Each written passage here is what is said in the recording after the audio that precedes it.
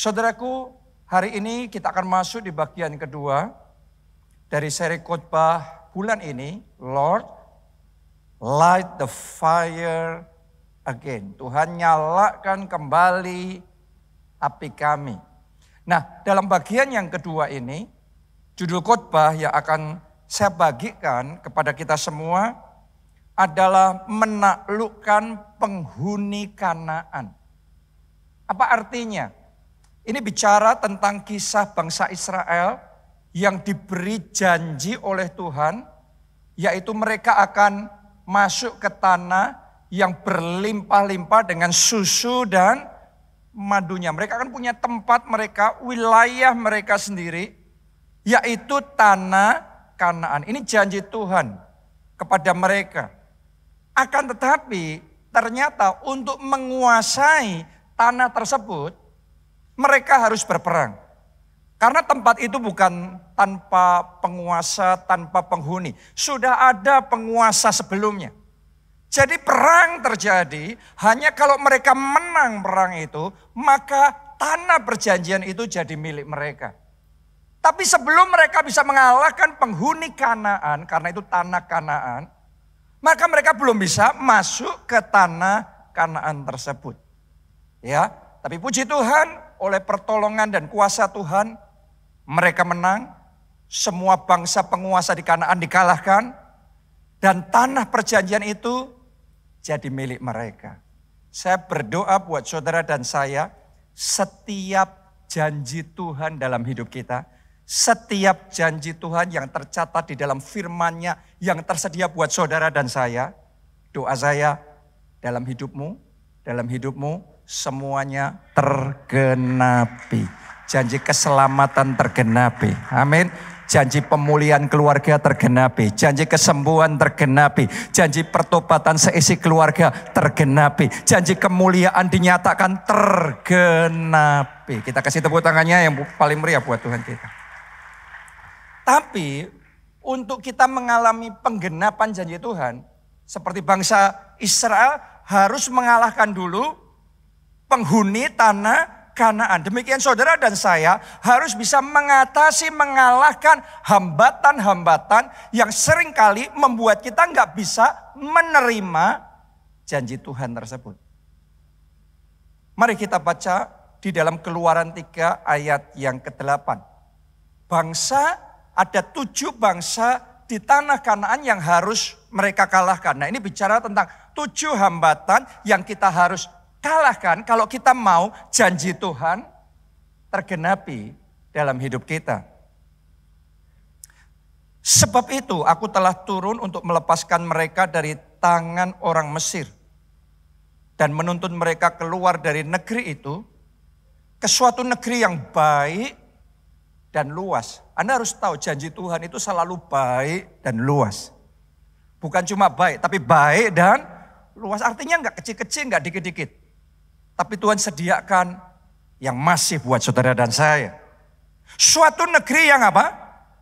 Bukan secukupnya. Berlimpah-limpah susu dan madunya. Ke tempat orang Kanaan. Orang Het. Orang Amori. Orang Feris. Orang Hewi. Dan orang Yebus. Nah, ini semua bicara tentang 7 bangsa Kanaan yang harus mereka taklukkan untuk mereka bisa mendapatkan janji Tuhan, yaitu tanah yang berlimpah-limpah dengan susu dan madunya. Nah, ini bicara tadi saya katakan 7 hambatan untuk kita bisa mengalami penggenapan janji Tuhan di dalam kehidupan kita. Kita mulai yang pertama dulu, yaitu orang Het. Apa artinya? Meaningnya buat saudara dan saya. Dalam bahasa aslinya, Het itu berarti teror. Nah, teror ini berarti adalah ketakutan yang berlebihan. Bukan sekedar takut. Karena semua orang pasti namanya manusia merasa takut. Tapi teror ini ketakutan berlebihan yang mencekam hati kita. Tahukah saudara, ketakutan seperti itu selalu jadi penghalang untuk kita bisa mengalami janji Tuhan. Karena untuk kita bisa mengalami janji Tuhan, butuh keberanian, butuh yang namanya iman. Tapi kalau hati kita dicekam dengan ketakutan terus-menerus, maka ketakutan itu melumpuhkan kita sehingga kita tidak bisa menerima penggenapan janji Tuhan di dalam kehidupan kita. Ini yang dialami oleh tentara Israel. Ini yang dialami oleh Raja Saul ketika mereka begitu tercekam dengan ketakutan. Karena tiap hari siang dan malam mereka mendengarkan teror yang diucapkan oleh raksasa itu, siapa namanya? Goliat. Menakut-nakuti mereka siang dan malam sehingga mereka dilumpuhkan. Untuk ngelawan aja nggak berani. Begitu Goliat muncul langsung sembunyi. Begitu Goliat muncul langsung ketakutan. Walaupun sebenarnya kalau mereka berani, Tuhan pasti menyertai mereka dan Tuhan akan memberi kemenangan. Tapi karena ketakutan, maka kuasa Allah yang tersedia tidak bisa dimanifestasikan. Dan mereka mengalami kekalahan. Jadi kehilangan, gak bisa mengalami janji kemenangan yang dari Tuhan. Kenapa? Takut.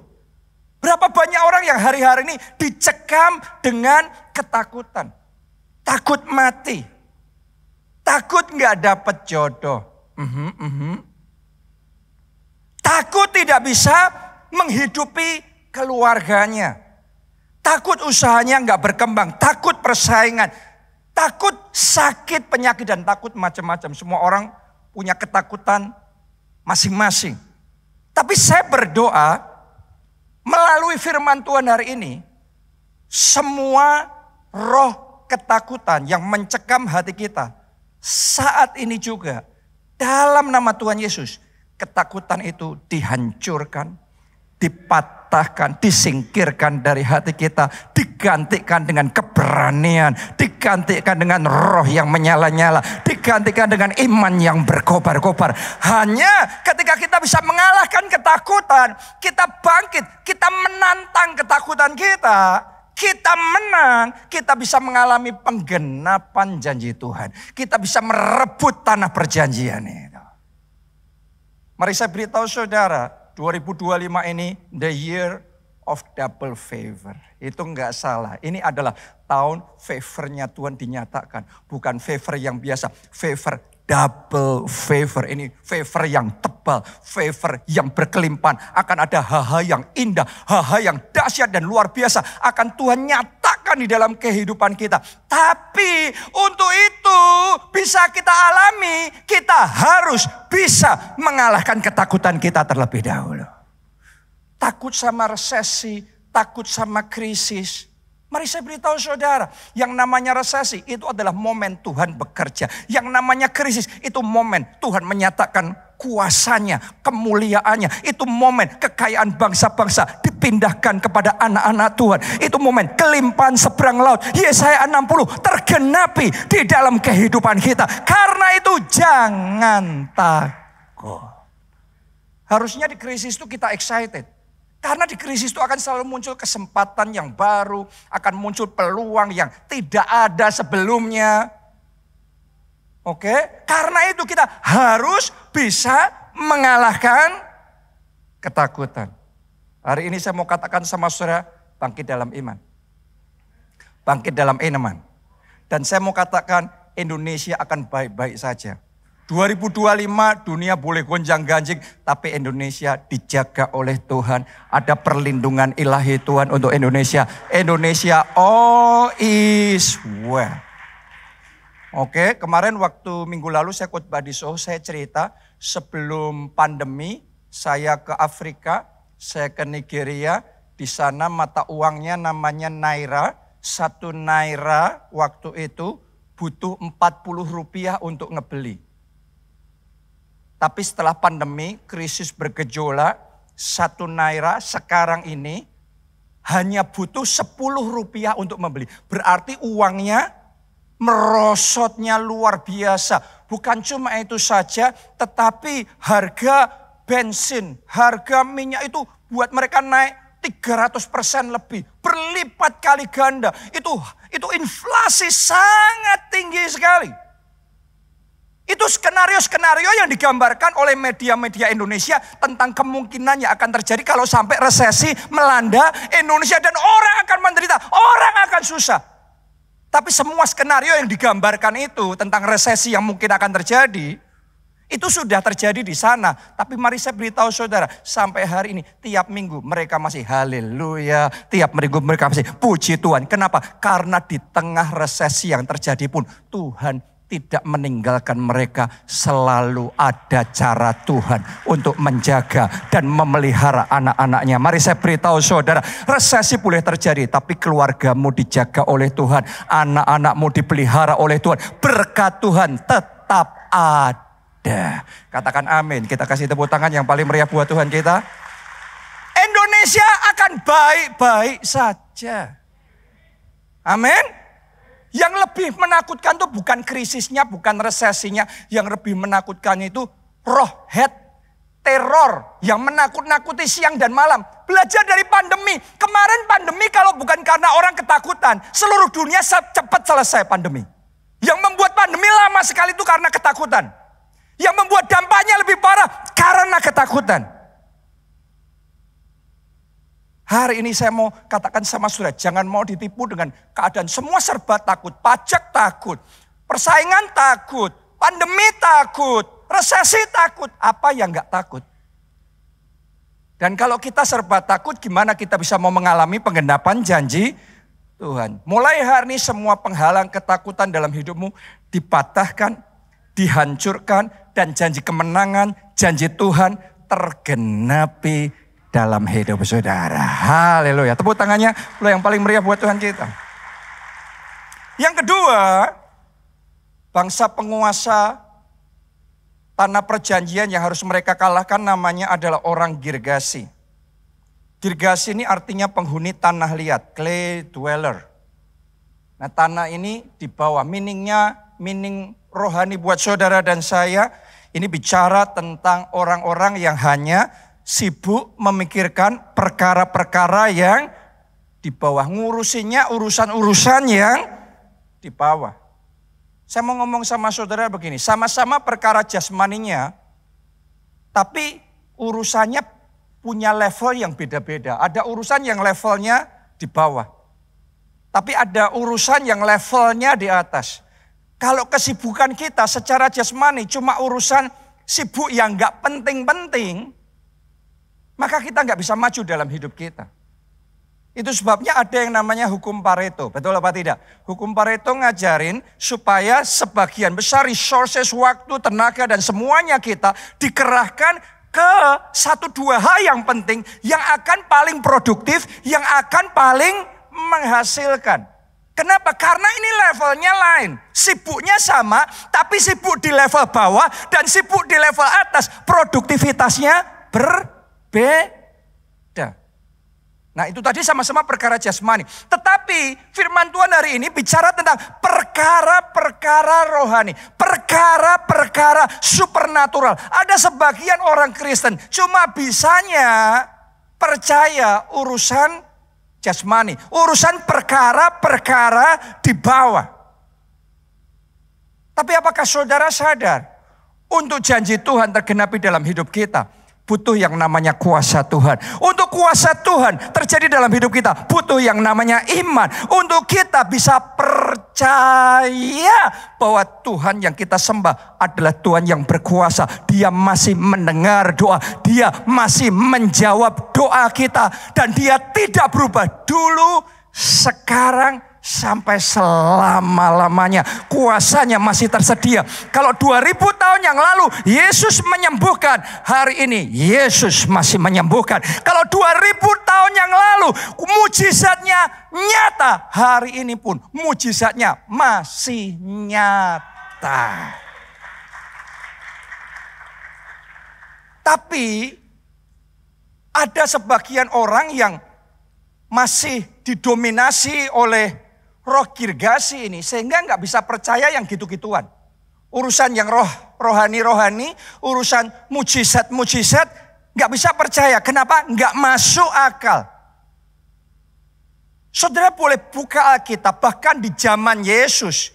Zaman Yesus yang mujizatnya begitu nyata, yang lumpuh berjalan, yang buta melihat, yang tuli mendengar. Tapi tetap saja ada ahli-ahli Taurat, orang-orang Farisi yang tidak percaya. Bahkan mereka menyerang Yesus. Itu di zamannya Yesus. Jadi kita nggak heran kalau di zaman sekarang ini, di mana Tuhan masih menyatakan mujizatnya, kuasanya, kesembuhannya terjadi terus-menerus di tengah-tengah kita. Tapi akan ada sebagian orang yang belum terbuka mata rohaninya sehingga nggak bisa menerima dan mempercayai tentang kuasa Tuhan, tentang mujizat. Buat mereka mujizat hanya terjadi di zaman dulu, zaman Alkitab. Sekarang Yesus sudah berubah, nggak sanggup lagi melakukan mujizat. Karena itu kalau Anda melihat, bahkan sebagian orang Kristen, ada juga pendeta-pendeta di internet yang nyerang tentang mujizat. Kenapa? Karena pemikirannya nggak mampu untuk mempercayai perkara-perkara supernatural. Semuanya harus logik, semuanya harus logika. Padahal pendeta, padahal orang Kristen, buat saya simpel aja. Kalau semuanya harus masuk logika, bagaimana mungkin Anda jadi orang Kristen? Coba buktikan surga di mana coba? Mana surga mana? Mana? Coba buktiin logikanya mana? Keselamatan aja kita terima by faith.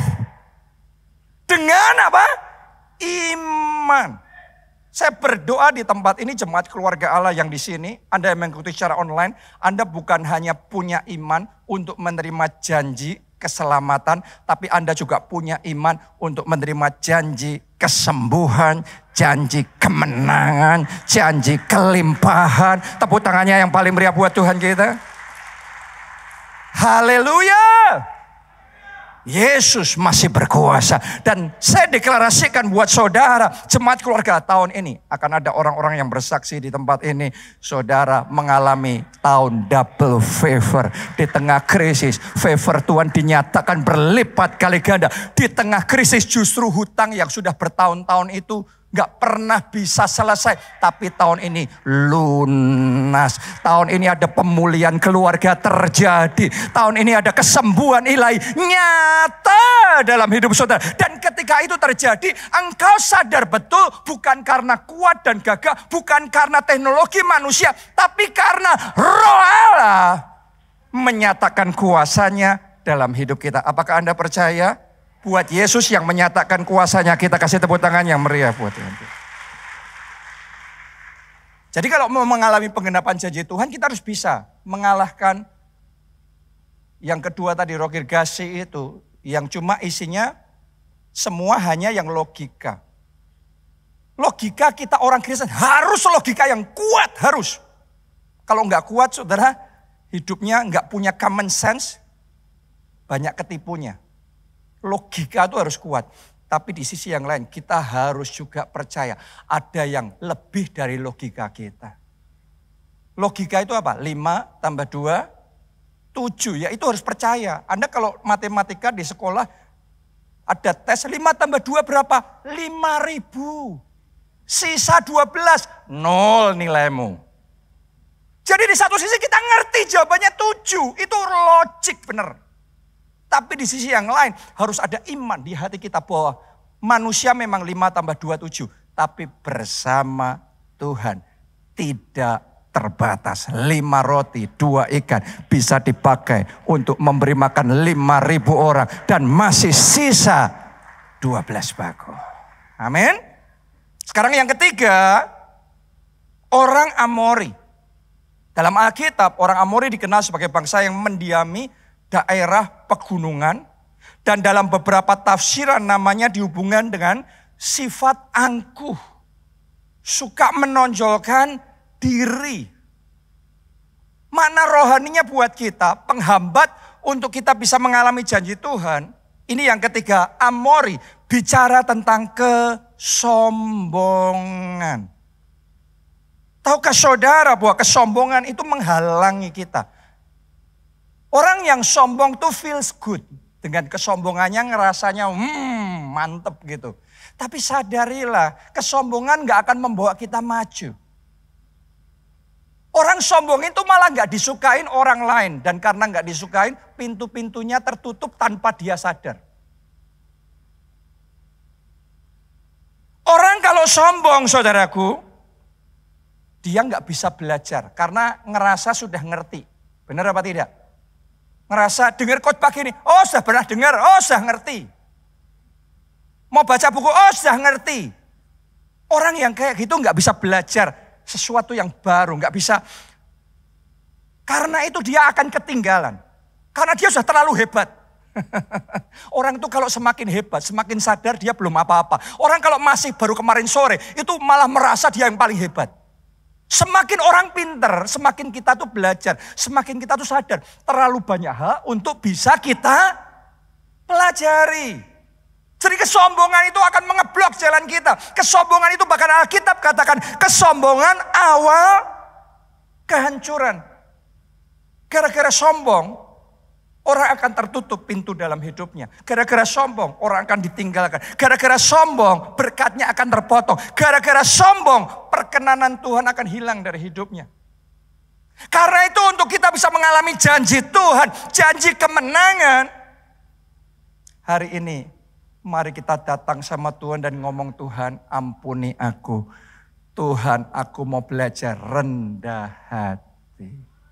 Karena firman Tuhan ngomong, barang siapa yang meninggikan dirinya, Tuhan akan merendahkan. Tapi barang siapa yang merendahkan hatinya, tangan Tuhan yang kuat, yang akan mengangkat, yang akan meninggikan, yang akan mempromosikan, yang akan mempermuliakan. Karena itu mari kita belajar rendah hati. Waktu saya remaja, saya kenal pendeta-pendeta, youth pastor zaman itu yang very talented, very anointed, sangat kreatif, sangat keren. Dan saya tahu dengan talenta kayak gitu, dengan pengurapan yang kayak gitu, dengan karisma yang kayak gitu, nggak ada jalan lain, mereka akan naik melejit dan itu akan luar biasa sekali.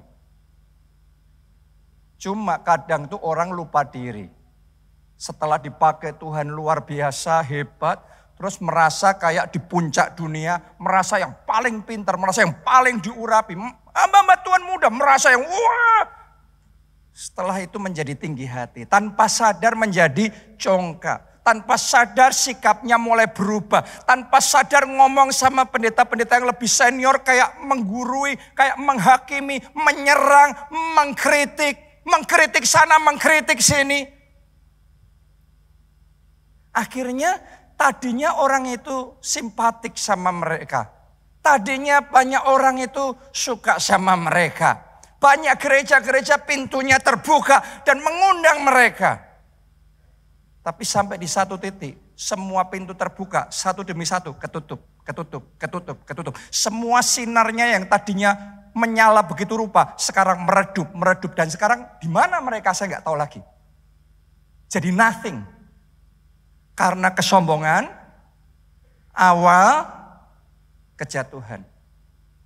Kesombongan tuh feels good, feelsnya mantep, tapi dampaknya merusak. Jadi hari ini, ayo kita ambil komitmen. Kita merendahkan diri di hadapan Tuhan. Saya berdoa, saudaraku kalau Anda maju, memang ada tendensi, namanya orang maju, orang sukses. Tendensinya terangkat, benar apa tidak? Namanya orang berkemenangan. Tendensinya kita percaya dirinya tambah tinggi. Tapi jangan pernah lupa saat saudara sukses, saat saudara menang, saat engkau diberkati, Anda tetap stay humble, Anda tetap rendah hati, Anda tetap ngomong semuanya ini kalau aku bisa karena Tuhan. Kembalikan semua hormat dan kemuliaan buat Tuhan. Tuhan akan disukakan, maka Tuhan akan menyatakan kemuliaannya lebih besar dalam hidup saudara. Amin. Jadi kalau dipuji orang, jangan lupa ya, ingat baik-baik. Kalau dipuji orang, selalu ingat di sampingmu ada Yesus yang sedang melihat. Anda dipuji orang itu, Anda nerima pujian itu untuk wah, kepala kita jadi gede banget. Atau ketika kita dipuji orang, kita kembalikan segala hormat kemuliaan buat Yesus. Saya berdoa ada kerendahan hati yang cukup dalam hidup kita masing-masing untuk mengembalikan semua pujian, kemuliaan bagi Yesus. Yesus Immanuel yang bersama kita. Dia yang menyertai kita. Dia yang berperang bagi kita. Dia yang memberi kemenangan kepada kita. Yang keempat, penghuni Kanaan yang harus ditaklukkan. Yang keempat, ya orang Kanaan itu sendiri. Kanaan memiliki arti pedagang yang selalu haus akan materi. Jadi Kanaan ini bicara tentang materialistik. Cinta uang. Tidak berarti bahwa kita nggak boleh punya uang. Oke, cinta uang itu artinya demi uang kita korbanin keluarga, korbanin anak. Demi uang kita korbanin kesehatan. Demi anak kita korbankan Tuhan, korbankan ibadah, korbankan pelayanan. Demi uang. Jadi dewanya uang, Tuhannya uang tuh. Lebih dari yang lainnya. Pokok yang lainnya keluarga kalah, kesehatan kalah, Tuhan pun dikalahin. Seharusnya gimana? Alkitab mengajarnya apa? Alkitab mengajarnya bukan ngelarang kita untuk punya uang. Tapi Alkitab mengajarkannya, carilah terlebih dahulu kerajaan Allah dan kebenarannya, maka semuanya termasuk berkat finansial ditambahkan. Doa saya di 2025 ini, berkat finansial dalam hidup saudara ditambahkan berlipat kali ganda sampai berlimpah-limpah. Tapi harus cinta Tuhan.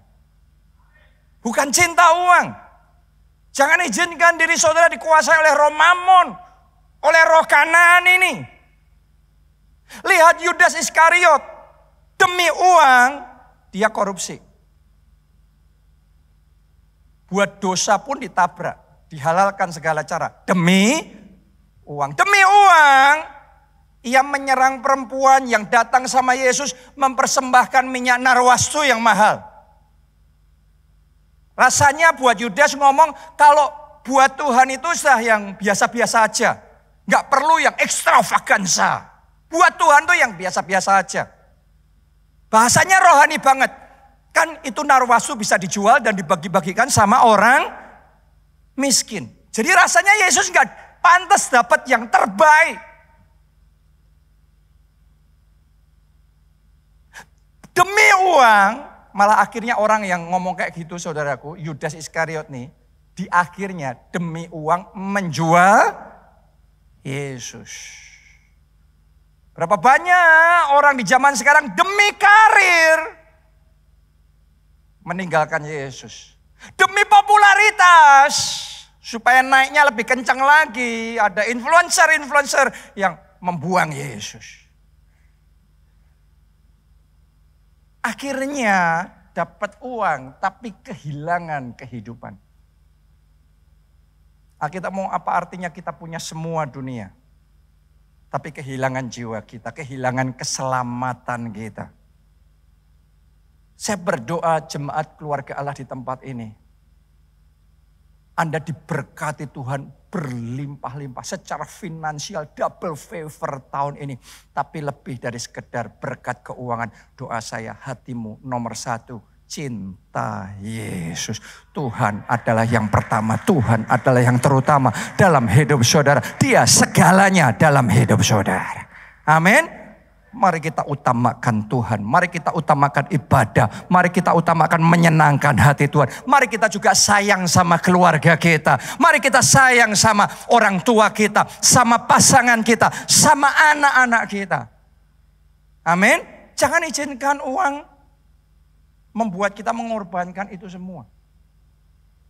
Ya, saya berdoa di dalam nama Yesus, semua roh cinta uang dipatahkan, dihancurkan mulai hari ini dalam hati kita, dipenuhi hati yang cinta agape, cinta Tuhan, cinta Yesus lebih dari segala-galanya. Amin. Yang kelima, orang Feris. Ini artinya penduduk desa yang memilih hidup terpisah dari keramaian. Jadi yang kelima ini, Feris ini berarti bicara tentang rendah diri. Ini beda sama yang tadi sombong saudara ya. Ini bicara tentang rendah diri. Seperti 10 pengintai yang diutus oleh Musa untuk memata-matai tanah perjanjian. Ketika melihat para raksasa itu, mereka minder. Kita kayak belalang. Beda kelas dong, sana raksasa. Berapa banyak orang yang ngomong, beda kelas dong, sana hiu. Sana kelas kakap, sini kelas teri. Tanpa sadar, kita mengukur diri kita sendiri kecil. Tanpa sadar, keminderan itu masuk dalam hati kita. Hari ini saya mau ajak saudara untuk periksa, evaluasi. Jangan-jangan ada keminderan-keminderan tertentu yang membuat kita ngerasa nggak cocok tuh dapat tanah perjanjian. Kenapa? Karena itu kelasnya raksasa, kelasnya kakap. Aku kelas teri, dapatnya pinggiran. Berapa banyak orang ngerasa nggak? Mana mungkin sih dapat pekerjaan yang kayak gitu? Nggak mungkin lah aku punya istri kayak dia. Nggak bisa lah. Nggak mimpi Pak, punya rumah sebagus itu nggak mimpi Pak. Banyak orang nggak mimpi nggak dapat. Karena sebelum berjuang pun sudah mundur dulu. Kenapa? Merasa bukan kelasnya. Dan untuk 10 pengintai yang minder ngelihat kelasnya tanah perjanjian, mereka benar-benar nggak dapat tanah perjanjian. Tapi untuk 2 pengintai Yosua dan Kaleb yang ketika ngelihat itu, walaupun mereka ngerti ini nggak main-main, ini kelasnya kelas kakap ini kelas raksasa ini. Tapi mereka percaya bagi Tuhan tidak ada yang mustahil. Dan mereka percaya Tuhannya yang besar, Tuhannya yang bertindak. Maka yang kelas kakap itu dikasih sama mereka. Saya berdoa tahun ini berkat kelas kakap, proyek kelas kakap, properti kelas kakap, tanah kelas kakap. Tuhan berikan kepada saudara yang percaya, katakan amin 3 kali, amin. Amin. Amin. Dan tepuk tangannya yang paling meriah buat Tuhan kita. Paul Baja dulunya juga struggle dengan keminderan ini. Anda pernah dengar ceritanya, dia bergumul masalah rambut. Sehingga dia sampai minder sekali, sehingga dia sampai putus sekolah. SMP kelas 2 tuh dia bahkan gak naik kelas, bukan gak naik kelas ya, dia keluar dari sekolah karena saking mindernya dia. Ketemu sama orang minder, bicara sama orang minder. Keluarga, family datang ke rumah, mau ketemu, dia sembunyi di bawah ranjang. Jadi begitu minder. Tapi yang luar biasa ketika dia mengalami encounter dengan Tuhan. Dia dijamah hatinya, lawatan Tuhan terjadi. Semua keminderan itu dihancurkan. Begitu keminderan dihancurkan, yang bangkit adalah iman. Kepercayaan kepada Tuhan. Orang yang tadinya mau bicara aja nggak bisa. Orang datang aja dia sembunyi. Sekarang tiap minggu dipakai Tuhan bicara sama puluhan ribu orang. Jadi berkah. Dalam nama Yesus keminderan saudara dihancurkan. Dalam nama Tuhan Yesus rendah diri saudara dihancurkan. Rendah hati harus, tapi rendah diri disingkirkan. Amin. Karena itu penghalang yang membuat kita nggak bisa masuk di janji Tuhan. Yang keenam, orang hewi. Dalam bahasa aslinya akar kata hewi disebut pemberi kehidupan. Sebenarnya positif sih. Akan tetapi kalau nggak hati-hati, akhirnya jadi bukan Tuhan yang memberi kehidupan. Akhirnya kita merasa kita bisa jalan sendiri tanpa Tuhan. Kita bisa sukses tanpa Tuhan, membangun karir tanpa Tuhan. Membangun keluarga tanpa Tuhan. Akhirnya kita terpisah dari Tuhan. Jadi hari ini saya ingin ajak saudara untuk belajar ya. Hidup kita ini, Jesus is the center of our life. Jadikan Yesus pusat kehidupan saudara. Jadikan Yesus andalan hidup saudara. Anda belajar bergantung dan mengandalkan Tuhan. Kenapa? Alkitab ngomong diberkati orang yang mengandalkan Tuhan. Oke, biasain jangan main solo, sendirian. Biasain main ganda. Kita bersama Tuhan. Biasain kongsian sama Tuhan. Ayo para pengusaha, jangan jalan sendiri, kongsian sama Tuhan. Ayo para profesional, jangan kerja sendiri, kerja sama Tuhan. Amin. Kita semua kalau membangun keluarga, bangun keluarga sama Tuhan. Kita butuh Tuhan di dalam hidup kita. Dulu saya ini sangat confident sama diri saya sendiri. Kenapa? Karena saya sejak dari kecil, pokok apapun itu, mau olahraga, mau apapun itu, kalau saya mau, saya selalu mendapati diri saya nomor 1. Jadi saya sangat kompetitif. Saya nggak pernah kalah, saya nggak pernah nomor 2, saya selalu nomor 1. Waktu kecil saya kayak gitu. Makanya confidence-nya besar sekali. Sampai suatu saat, Tuhan suruh saya untuk memulai gereja di Jogja. Dan ketika memulai, saya juga confident. Sebelumnya waktu belum merintis gereja, saya memulai kelompok sel waktu masih SMA. Dalam waktu 1,5 tahun atau 2 tahun, satu kelompok sel yang saya mulai waktu itu jadi 30 kelompok sel. Jadi ketika saya memulai gereja di Jogja itu confident. Apalagi saya sudah lulus sekolah Alkitab dengan jurusan khusus pertumbuhan gereja. Saya tahu tekniknya, saya tahu strateginya, saya tahu know-how-nya. Dan saya mantep, ayo ke Jogja, kita memulai. Tapi ternyata dengan semua keyakinan, dengan semua jurus-jurus yang saya ketahui itu, semuanya gagal. Dan itu Tuhan izinkan, saya tahu. Karena Tuhan sedang memberkati saya. Tuhan sedang membentuk saya, mengajarin saya.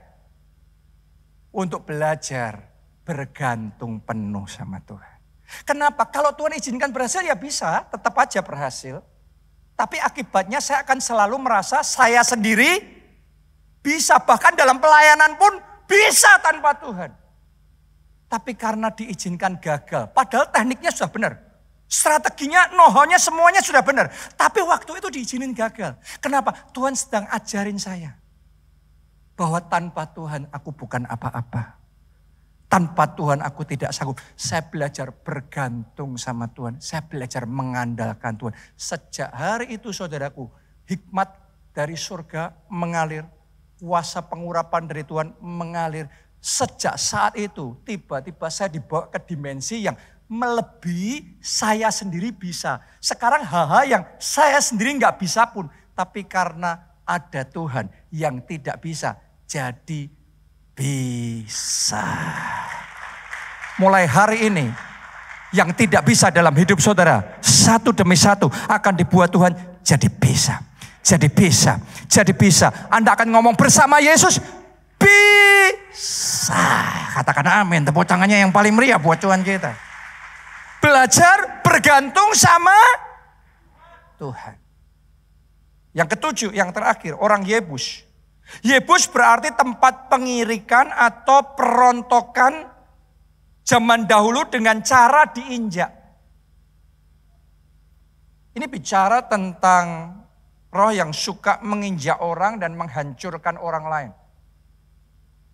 Ada orang-orang yang caranya untuk maju itu dengan cara menjatuhkan orang lain. Caranya untuk naik itu dengan cara menjelekkan orang lain. Ada berapa banyak orang-orang yang kuat yang sukanya sewenang-wenang. Terhadap bawahannya sewenang-wenang. Sama vendor sewenang-wenang asal nggak dibayar.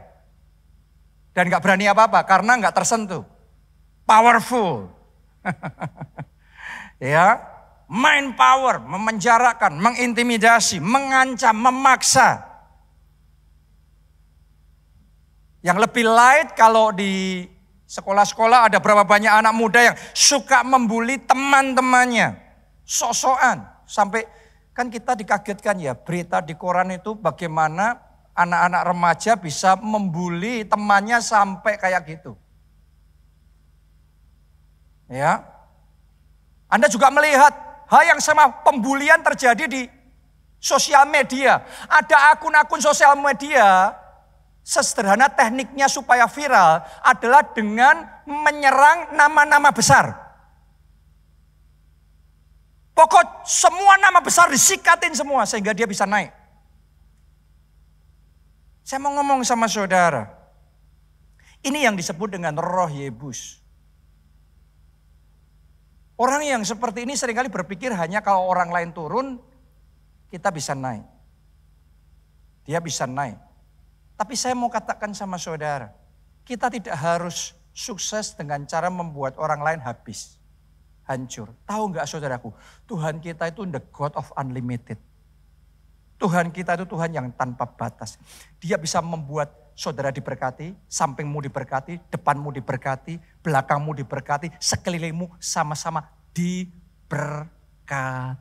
Hari ini biarlah hati saudara hanya tertuju sama Tuhan, punya pikiran yang lebih luas, lebih lapang, dan izinkan kuasanya yang tidak terbatas itu bekerja dalam hidup saudara. 7, bangsa Kanaan yang menjadi penghambat untuk bisa mendapatkan janji Tuhan harus kita kalahkan.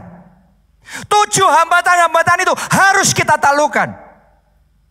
Maka janji Tuhan jadi milik kita. Amin. Saudara mau? Tahu enggak saudaraku, kalau saya singkat 7 hal tadi, saya singkat itu cuma satu kata ini. Kedagingan. 7 hal itu bicara tentang berbagai macam kedagingan. Ayo kita baca petunjuk firman Tuhan di Roma 8 ayat 13. Sebab jika kamu hidup menurut daging, kamu akan mati. Orang yang ngelakuin semuanya tadi berpikir, wah. Tapi ternyata Alkitab ngomong orang yang hidup menurut daging akan mati. Tetapi jika oleh roh kamu mematikan perbuatan-perbuatan tubuhmu, maka kamu akan hidup. Apa tadi petunjuk firman Tuhan yang harus kita lakukan terhadap kedagingan? Mematikan perbuatan-perbuatan tubuh. Seringkali yang membuat kita gak bisa melihat kuasa Tuhan dinyatakan dalam hidup kita. Karena kita membiarkan kedagingan kita ini dominan. Keinginan mata, keinginan daging, hawa nafsu ini menguasai diri kita. Akhirnya kita gak bisa melihat kuasa Tuhan bekerja, gak bisa mengalami penggenapan janji Tuhan. Dan firman Tuhan hari ini bicara sama kita, matikan perbuatan-perbuatan tubuhmu. Mari salibkan kedagingan. Kalau Anda kalahkan 7 hal tadi, janji firman Tuhan, kamu akan hidup. Kamu akan hidup. Masa depanmu akan dihidupkan kembali. Keluargamu akan dihidupkan oleh Tuhan. Sukacitanya akan dihidupkan. Damai sejahteranya akan dihidupkan. Berkat-berkatnya akan dihidupkan kembali. Bahkan sementara ngomong ini saudaraku ya, tiba-tiba saya ngerasa nih Roh Kudus kayak taruh sesuatu di hati saya. Akan ada orang-orang di tempat ini yang hari ini komit sama Tuhan mematikan kedagingan. Anda akan melihat kuasa Tuhan akan dihidupkan, diaktifasi dalam hidup saudara. Dan mulai tahun ini Anda akan melihat demonstrasi mujizat dan tanda ajaib. Bukan cuma Anda dengar di kesaksiannya orang lain, di LED di waktu Revival News, tetapi akan mulai terjadi satu demi satu dalam hidup Anda secara pribadi. Karena itu ayo kita ambil komitmen mematikan kedagingan. Itu yang menghambat. Nah, saya mau baca satu ayat yang ngeri banget buat orang yang gak paham. Tapi ini ngeri banget. Yang ngomong Yesus lagi. Matius 5 ayat 29 sampai 30. Ini bicara tentang mematikan kedagingan ya. Tapi lihat nih caranya ngomong ini kalau orang gak dong ini sudah kayak ngeri banget gitu. Yesus ngomong gini, maka jika matamu yang kanan menyesatkan engkau, cungkilah dan buanglah itu, karena lebih baik bagimu jika satu dari anggota tubuhmu binasa daripada tubuhmu dengan utuh dicampakkan ke dalam neraka. Ayat 30. Dan jika tanganmu yang kanan menyesatkan engkau, Yesus ngomong apa? Penggalah dan buanglah itu, karena lebih baik bagimu jika satu dari anggota tubuhmu binasa daripada tubuhmu dengan utuh masuk neraka. Ngeri.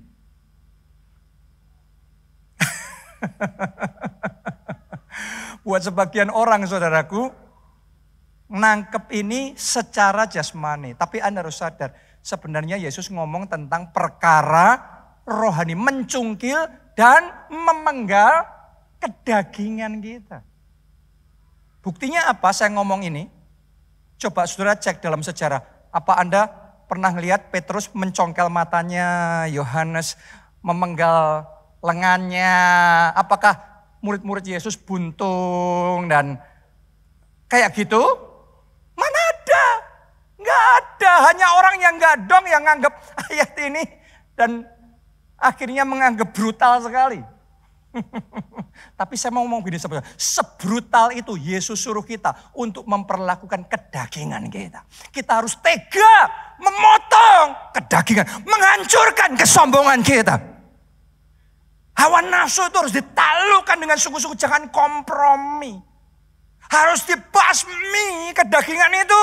Hawa nafsu, perzinahan, iri hati, kebencian, itu harus dibasmi.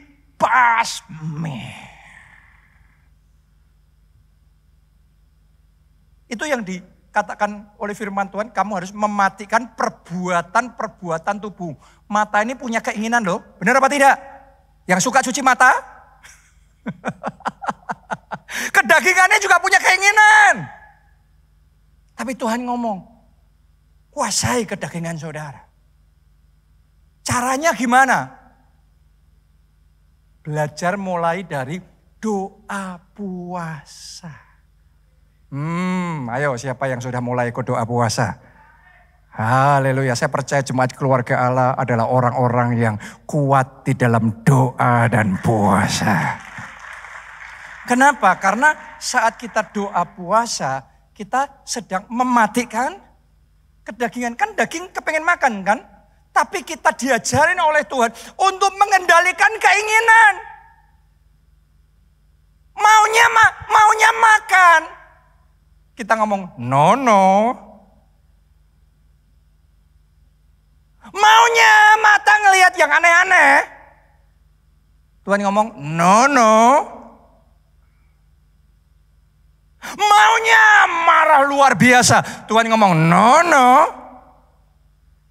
Belajar mengendalikan keinginan daging. Mulai dari doa puasa. Karena itu yang paling basic tuh di situ. Ada berapa banyak dari kita yang zaman sekarang ini kan bukan orang mati kelaparan ya. No worry saudaraku sama krisis resesi. No worry, tetap terpelihara saudara semuanya. Yang bahaya banyak orang matinya kekenyangan. Ayo jujur, siapa yang sehari makan 3 kali, ngemil 7 kali? Kalau Daud 3 kali sehari berdoa, 7 kali sehari memuji-muji Tuhan. Berapa banyak orang di zaman ini 3 kali sehari makan berat, 7 kali sehari ngemil sepanjang hari. Bahaya nih. Doa puasa. Oh baru 5 orang, saya ulangi sekali lagi. Doa puasa. Belajar ya, mengendalikan keinginan daging. Satu, Anda mengendalikan keinginan daging. Saat doa puasa. Yang kedua, saudara kobarkan roh saudara. Karena esensi dari puasa itu ada di doanya itu loh saudara. Makanya kita bukan hanya mengadakan puasa 40 hari. Kita mengadakan doa puasa. Karena sementara puasa tambahin waktu doa. Tambahin waktu pujian dan penyembahan. Itu Pondok Daud ikut lebih sering waktu doa puasa ini. Oke. Tambahin bahasa roh. Minggu lalu kita sudah belajar ketika bahasa roh kita sudah mengobarkan roh kita. Ketika pujian penyembahan kita sudah mengobarkan roh kita. Kita bukan cuma menyanyi. Menyanyi itu beda sama mengobarkan roh. Waktu pujian penyembahan, pakai momen pujian penyembahan untuk mengobarkan roh saudara connect sama Tuhan. Melalui doa, melalui pujian penyembahan. Melalui firman. Anda kalau dikhotbahin kayak gini, ini khotbah dari roh saudaraku. Saya percaya manusia roh saudara sedang dikuatkan. Api roh saudara sedang dinyalakan. Amin. Keinginan-keinginan roh. Tadinya cuma keinginan daging. Sekarang keinginan roh mulai dibangkitkan. Mau dekat sama Tuhan. Mau cari wajah Tuhan. Mau bertobat. Mau tinggalkan dosa. Doa puasa. Anda boleh intermittent fasting kalau mau. Anda boleh komitmen sehari pokok nggak makan 20 jam. Nggak makan 18 jam, silahkan. Tentukan jamnya. Tapi kalau mau intermittent fasting, komit dulu ya jamnya jam berapa ya. Jangan hari ini ngerasanya pasnya segini. Besok berubah ngerasanya pasnya beda. Bukan sekedar gak makannya loh saudaraku. Ini masalah komitmennya sama Tuhan. Itu yang nomor satu. Doa puasa itu komitmen kita sama Tuhan. Saran saya saudara supaya sukses doa puasanya. Kita kan doa puasa 40 hari ya. Dari 1 Mei kemarin. Anda lanjutkan. Yang belum besok bisa join. Mulai ikut. Hitung sendiri 40 hari. Ya. Saran saya buat saudara. Supaya sukses doa puasanya. Bulatin tekadnya dulu. Pokok ngomong gini, aku gak makan sampai jam segini. Bulatin tekadnya dulu. Anda kan heran, hati kita, roh kita kalau sudah bulat tekad pokok aku puasa. No terhadap makanan. Sudah bulat dulu, Anda gak akan lapar. Anda gak akan pusing, Anda gak akan... Yang membuat lapar, membuat pusing itu karena tanpa sadar di benak kita sudah ada settingnya kalau jam berapa... Nyari apa, oke? Itu di hati itu, di bawah sadarnya kita sudah kayak ke arah situ. Tapi kalau sudah dibulatin tekad dulu, tidak makan. Itu sudah bulat, Anda gak akan punya masalah. Anda akan mantep doa puasa itu. Tuhan akan menolong saudara, Tuhan akan memberi kekuatan kepada saudara. Anda sukses doa puasanya, kuasa Tuhan dinyatakan tahun ini double favor. Mari bangkit berdiri semuanya. Menyenangkan.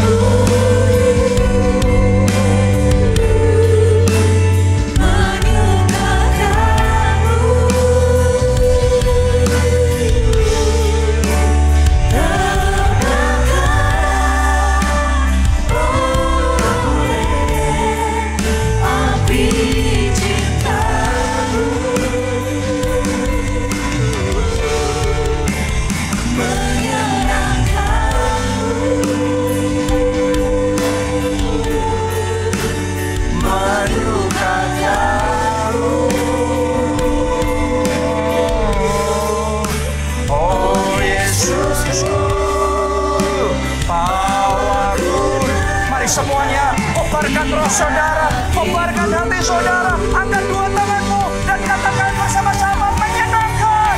Menyenangkanmu. Menyukakanmu.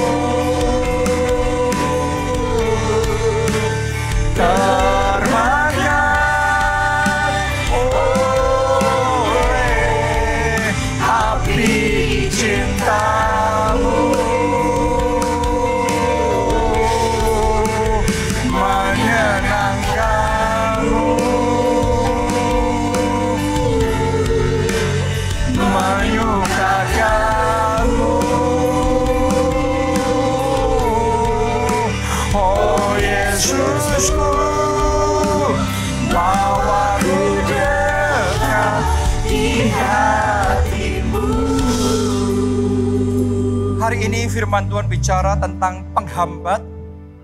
Kita bisa mendapatkan penggenapan janji Tuhan. Artinya gini, di dalam Yesus ada janji-janji yang luar biasa.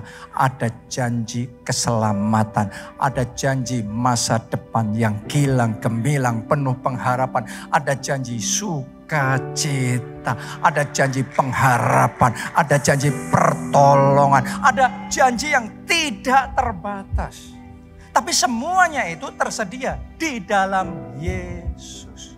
Karena itu saya ingin ajak kita, saudara yang belum pernah menerima Yesus sebagai Tuhan dan Juru Selamat, ayo buka hati, undang Yesus masuk jadi Tuhanmu, jadi Juru Selamatmu. Kalau Anda punya Yesus, maka di dalam Yesus ada janji itu. Anda akan menerima pengampunan dosa, Anda akan menerima jaminan keselamatan untuk bisa masuk di dalam kerajaan surga. Anda yang mau itu, kita angkat dua tangan kita, ikuti doa ini. Katakan, Tuhan Yesus, masuklah dalam hatiku, jadilah Tuhan dan Juru Selamatku.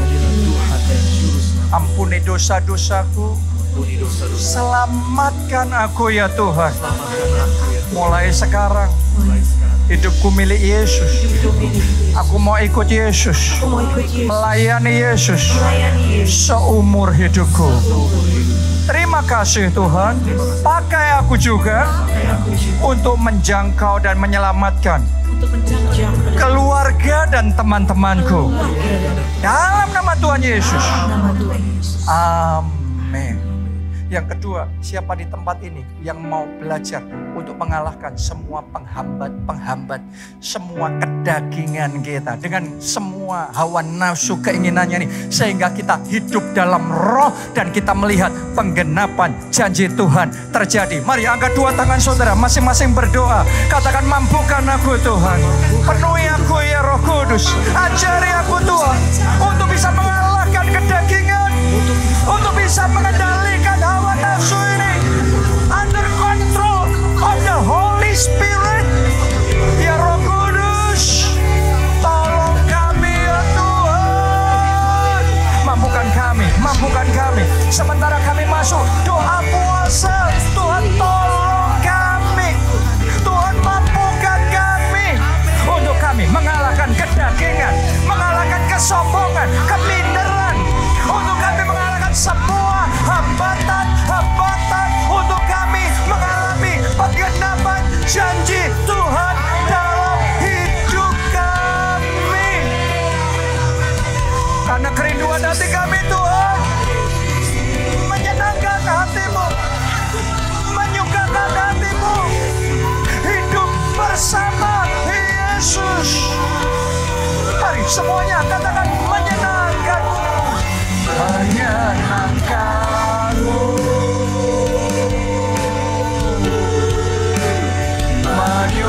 menyukakanmu,